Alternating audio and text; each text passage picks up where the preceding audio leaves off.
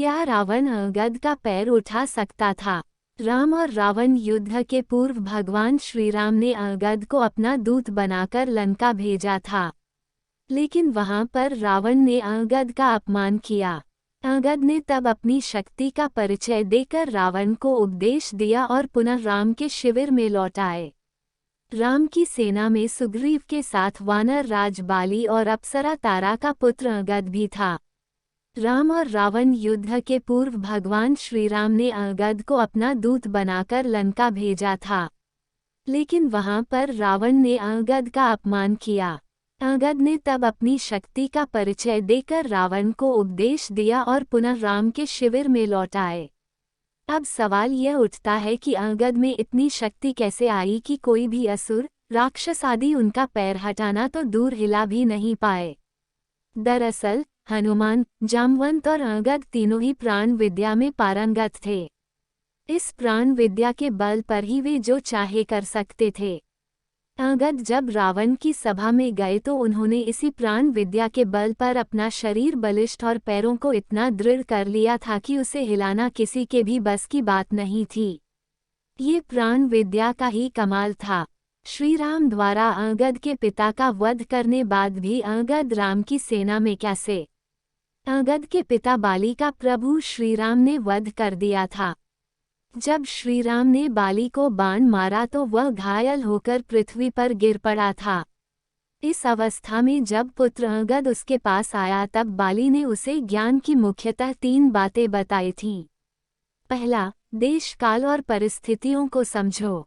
दूसरा, किसके साथ कब, कहाँ और कैसा व्यवहार करें, इसका सही निर्णय लेना चाहिए। तीसरा, पसंद नापसंद, सुख दुख को सहन करना चाहिए और क्षमाभाव के साथ जीवन व्यतीत करना चाहिए।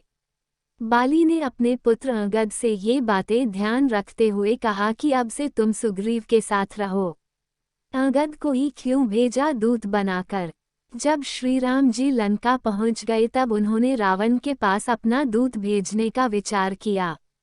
सभा में सभी ने प्रस्ताव किया कि हनुमान जी को ही दूत बनाकर भेजना चाहिए।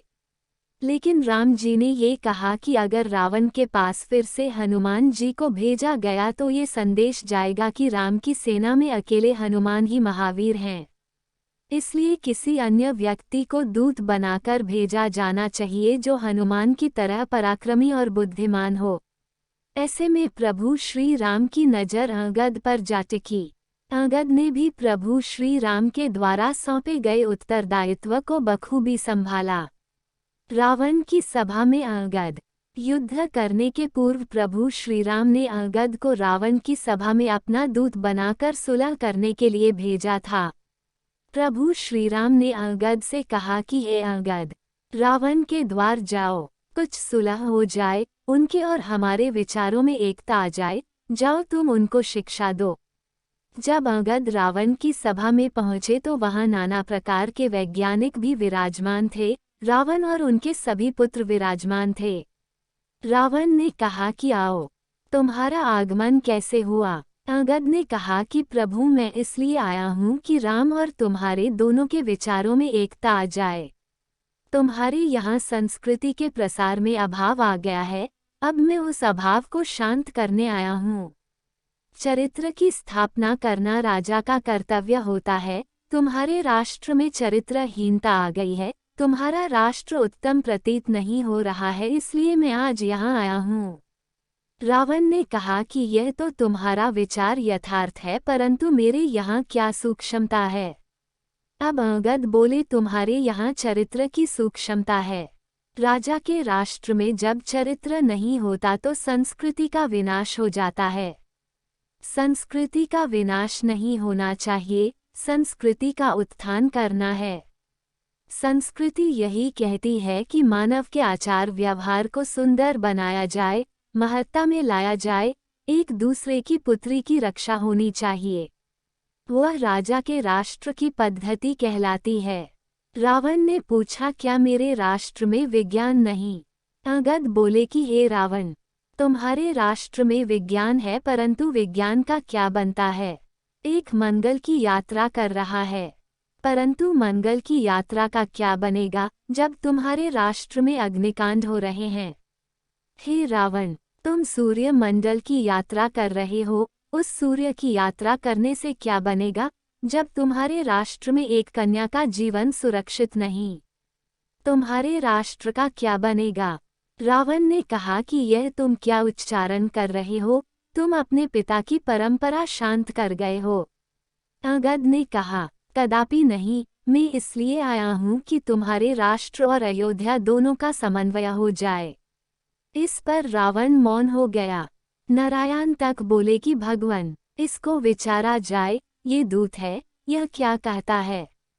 अंगद बोले, दिया भगवान, राम से तुम अपने विचारों का समन्वय कर लोगे तो राम माता सीता को लेकर चले जाएंगे। रावण ने कहा कि यह क्या उच्चारण कर रहा है? मैं धृष्ट नहीं हूँ। अंगद बोले, यही धृष्टता है संसार में, किसी दूसरे की कन्या को हरण करके लाना एक महान धृष्टता है। तुम्हारी यह धृष्टता है कि राजा होकर भी परस्त्रीगामी बन गए हो। जो राजा किसी स्त्री का अपमान करता है उस राजा के राष्ट्र में अग्निकांड हो जाते हैं।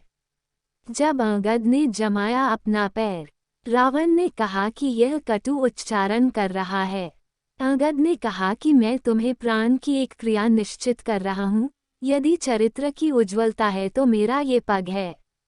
इस पग को यदि कोई एक क्षण भी अपने स्थान से दूर कर देगा तो मैं उस समय में माता सीता को त्याग करके राम को अयोध्या ले जाऊंगा।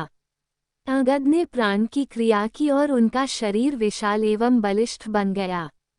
तब उन्होंने भूमि पर अपना पैर स्थिर कर दिया। राजसभा में कोई ऐसा बलिष्ठ नहीं था जो उसके पग को एक क्षण भर भी अपनी स्थिति से दूर कर सके। अंगद का पग जब एक क्षण भर दूर नहीं हुआ तो रावण उस समय स्वतः चला, परंतु रावण के आते ही उन्होंने कहा कि यह अधिराज है, अधिराजों से पग उठवाना सुंदर नहीं है। उन्होंने अपने पग को अपनी स्थली में नियुक्त कर दिया और कहा कि हे रावण, तुम्हें मेरे चरणों को स्पर्श करना निरर्थक है। यदि तुम राम के चरणों को स्पर्श करो तो तुम्हारा कल्याण हो सकता है। रावण मौन होकर अपने स्थल पर विराजमान हो गया। सरल भाषा में अंत में रावण जब खुद अंगद के पांव उठाने आया तो अंगद ने कहा कि मेरे पांव क्यों पकड़ते हो? पकड़ना है तो मेरे स्वामी राम के चरण पकड़ लो। वह दयालु और शरणागत वत्सल हैं। उनकी शरण में जाओ तो प्राण बच जाएंगे, अन्यथा युद्ध में बंधु बांधवों समेत मृत्यु को प्राप्त हो जाओगे। ये सुनकर रावण ने अपनी इज्जत बचाने में ही अपनी भलाई समझी।